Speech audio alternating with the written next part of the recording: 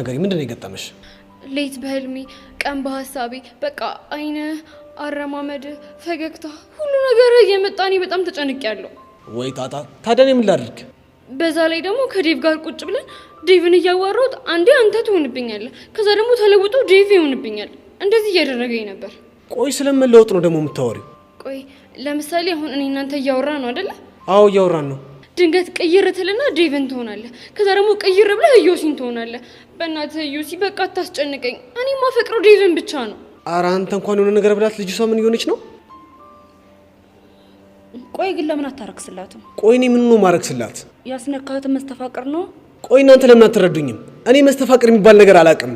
እሺ እስከ ዛሬ ብዙ ሴቶች ይወዷል ሲባል ሰምተናል። እና ይሄ ከዚህ ጋር ምን ያገናኘዋል? ታዲያ እነዛ ሴቶች እንዴት ሊወዱ ቻሉ? ብቻውን ሁሉንም ሴቶች መስተፋቅር ታስነካለህ እያልከኝ ባልሆነ። እሺ ምክንያት ስጠኝ።